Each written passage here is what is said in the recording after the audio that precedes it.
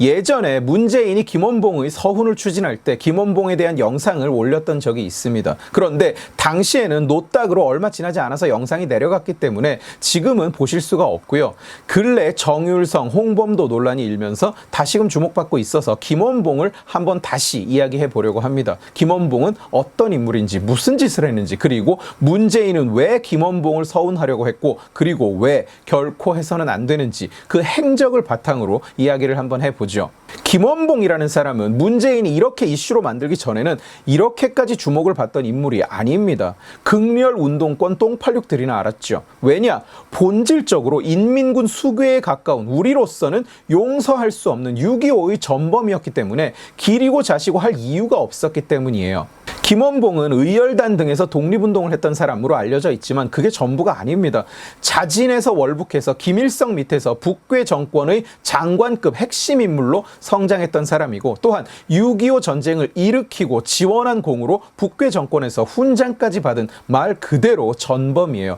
말년에는 김일성에게 숙청을 당해서 말 그대로 자취를 찾을 수 없게 사라진 사람입니다. 그리고 그 숙청 과정에서 이번에는 북괴를 다시 배신하고 대한민국에 붙으려고 시도하는 추한 몰골까지 보였어요. 간단히 말해서 우리가 6.25 전쟁사에서 적국의 인물이자 6.25의 원흉으로 배우면 모를까, 독립유공자로 지정하네, 서훈을 하네 할 대상이 애초에 아닌 겁니다. 그런 김원봉이 새삼 주목을 받는 이유는 문재인 정권 들어서 과거를 재평가한답시고 공산주의 활동 이력이 있는 사람들을 찾아서 포장하고 찬양하고 공산당 활동에 대해서 면죄부를 주는 일이 계속 일어났기 때문이에요. 윤희상 같은 김일성을 찬양하고 간첩질을 했던 친북 행위자는 물론 정율성과 김원봉 같은 아예 6.25 남침의 앞잡이였던 국가의 적들도 마찬가지로 포장하고 찬양했어요. 문재인은 현충일 추념사에서 김원봉이 국군의 뿌리라면서 마치 국군의 기원을 거슬러 올라가면 그 끝에 김원봉이 있기라도 한 것처럼 이야기를 했습니다.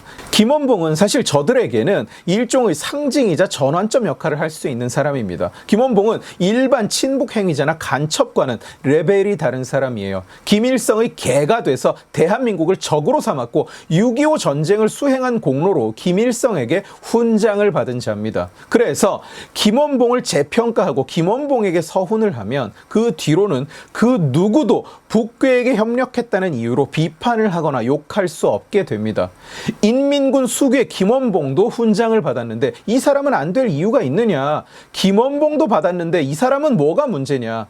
김원봉의 사례에서 볼 수 있듯이 공이 있으면 과가 있더라도 서훈을 하는 거다. 공과 과를 따로 보는 것이 유공자 지정의 관례다. 이렇게 돼버리는 겁니다. 김원봉의 한 행위가 훨씬 심하니까요. 그만큼 김원봉은 저쪽에 중요한 인물인 거예요. 전환점인 겁니다. 그래서 저놈들이 김원봉을 온갖 거짓말로 포장을 하고 1945년 8월 15일 이전 행적만 보자는 둥 되지도 않는 소리까지 해가면서 억지로라도 감싸는 겁니다. 중요하니까, 전환점이니까. 자, 이제 김원봉의 행적에 대해서 구체적으로 한번 이야기를 해봅시다. 김원봉이 세웠던 의열단은 무력단체고 무정부단체였어요. 그러나 실상은 의열단은 초기부터 소련 공산당의 돈을 받아서 운영되던 단체입니다. 1923년 4월 동아일보 보도에는 의열단은 재정의 궁핍으로 고심하던 차에 로국 공산당이, 로국은 러시아를 얘기하는 거예요.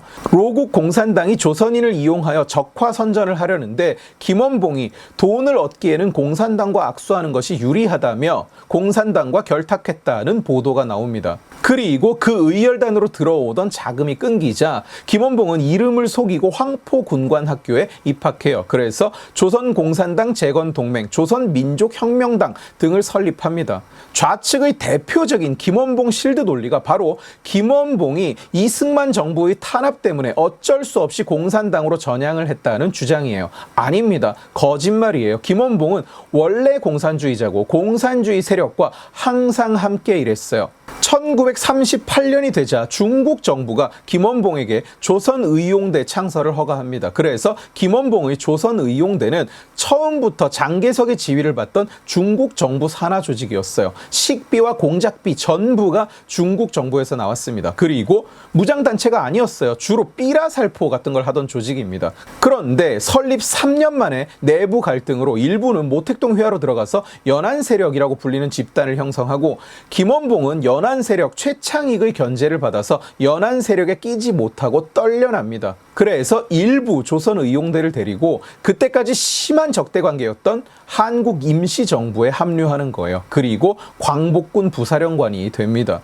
당시에 광복군 사령관은 지청천이었어요. 문재인은 여기에서 광복군에 몸담았던 김원봉이 우리 국군의 뿌리라고 주장한 겁니다. 광복군을 말하면서 왜 지청천 얘기는 하지 않고 김원봉만 언급했을까요? 문재인이 독립운동을 이야기하면서 홍범도만 콕 찍어서 말하는 것과 같은 이유죠. 광복군 역시도 당시에는 중국에게 장비와 급여를 받으면서 중국군의 지휘를 받던 조직이고 지휘체계 장교들은 대부분 중국인이었습니다. 물론 광복군은 일본과 적대하던 항일단체고 물론 한국인도 속해 있었지만 광복군 자체가 국군으로 이어졌다고 보기에는 이격이 너무나 크죠. 더군다나 그 정통성이 저쪽에서 떨려나는 바람에 모택동에게 가지 못해서 어쩔 수 없이 대한민국 임시정부로 넘어온 김원봉에게 있다는 이야기는 그야말로 황당한 이야기입니다. 김원봉이 대한민국 임시정부를 적대시했다고 말씀을 드렸는데요. 김원봉은 임시정부 그리고 당시 임시정부 수반이던 이승만을 왜 적대시했을까요? 김원봉이 임시정부를 미워하기 시작한 것은 안창호 선생과의 불화 때문입니다. 안창호 선생이 김원봉에게 그렇게 계획 없이 함부로 폭력을 행사하고 다니지 말라고 이야기를 했어요. 그 말을 들은 김원봉은 삐져서 그때부터 임시정부를 적대시하기 시작해요. 이승만도 마찬가지입니다. 이승만은 유학을 하면서 의열단의 암살과 폭력행위 때문에 오히려 외부 세계가 등을 돌리는 것을 목격해요.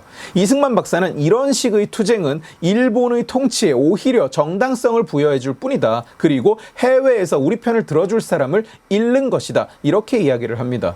그리고 이승만은 일본의 군사력은 소규모 게릴라 무장단체가 이길 수 있는 수준이 아니라고 판단을 하고 그래서 일본의 야심을 무너뜨리려면 외교적으로 승부를 봐야 한다고 조선이 망하기 전부터 줄기차게 주장했어요.